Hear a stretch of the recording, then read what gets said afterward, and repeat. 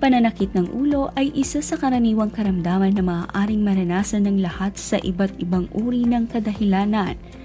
Ilan na dito ay dahil sa labis na pagka-stress, minsan pa'y tumitindi ang pagsakit gawa ng migraine at meron din namang tinatawag na sinus headache. Ang lahat ng yan ay pwedeng makaapekto sa pang-araw-araw nating gawain, kaya karamihan sa atin ay agad na umiinom ng tableta upang mabilis na mawala ang pagsakit ng ulo. Pero alam niyo ba kasambahay na may ibang paraan bukod sa tableta upang maibsan ang pagsakit ng inyong ulo? Kaya naman samahan niyo kaming tuklasin ang mga natural na paraan ng paggamot o kaya'y maiwasan ang pananakit ng ulo.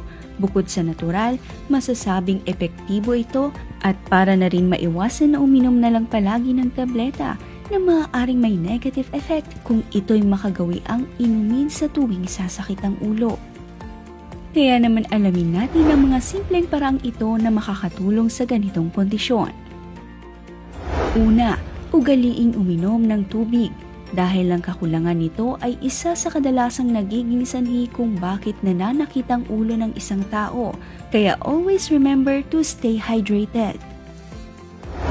Pangalawa, cold or warm compress. Isa ito sa simpleng paraan. Ilagay ang cold compress o yelo sa area na pinagmumula ng sakit sa loob ng 15 to 20 minutes at kung nakakaranas ng migraine.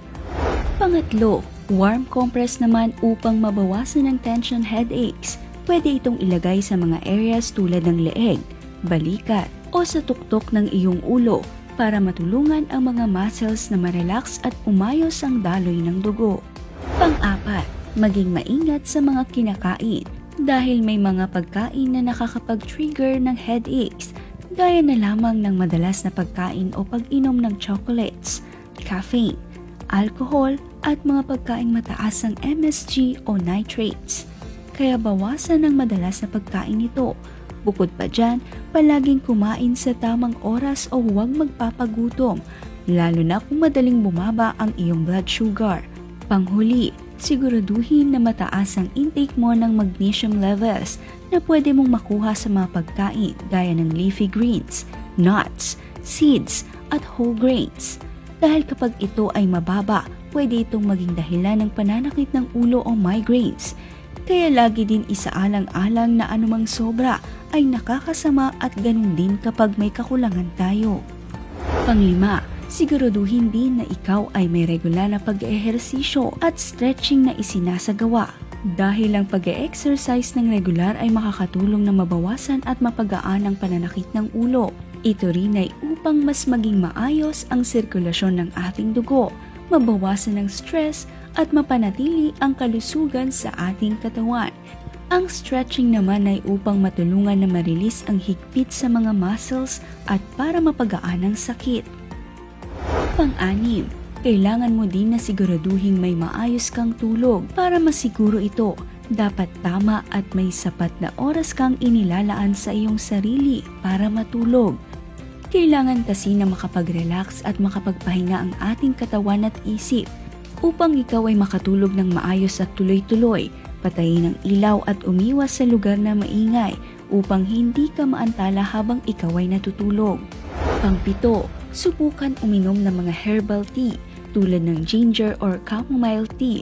Makakatulong kasi ito para mapagaan ang pananakit ng ulo dahil ang ginger ay mayroong anti-inflammatory properties at mabisang panglunas sa sakit ng ulo, lalo na sa mga nakakaranas ng pagsusuka o pagkasira ng tiyan. Habang ang chamomile tea naman ay makakatulong upang mapakalma at maibsan ang pagsakit ng ulo, dulot ng pagka-stress at sobrang tensyon na nararanasan. Pangwalo, ang mga inumin na may caffeine gaya ng coffee, tea o soda ay kadalasang nakakatulong para mapagaan ang pananakit ng ulo at sa sirkulasyon ng dugo. Pero ang sobrang pagkonsumo naman nito ay hindi din maganda o nakakabuti sa atin. Kaya tandaan to drink caffeine in moderation. Pang-siyam, mag-apply ng mga essential oils sa ulo, likod, leeg o anumang bahagi ng iyong katawan. Mga oils tulad ng peppermint, lavender at eucalyptus oil. Para ma-relax ang iyong muscles, nakakatulong din na mabawasan ang pressure sa sinus at mabawasan ang paglala ng migraine. Pang-10, magpa-acupuncture. Ito ay isang tradisyon ng mga Chinese kung saan nilalagay ang mga karayom sa ibabaw ng balat, hindi upang ikaw ay masaktan, kundi para mapasigla ang enerhiya sa ating katawan. Pang-11, iwasan ang mga amoy na may matatapang na scents, tulad ng mga nakukuha sa matapang na amoy ng pabango o mga disinfectant sprays. Dahil kapag masyado tayong na-expose sa amoy nito, maaaring mag-trigger ang migraine. Kaya iwasan makalanghap ng matapang na amoy.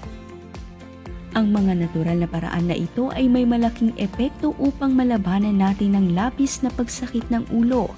Pero tandaan din natin na ang bawat isa sa atin ay magkakaiba at kadalasan ay hindi mo makikita agad kung ano ang naaangkop para sa iyo. Ilan lamang ito sa mga makakapagpagaan ng bigat na nararamdaman ng sakit ng ulo. Kaya naman sundin mo ang mga tips na ito upang gumaan, maging maligaya at malayo sa karamdaman.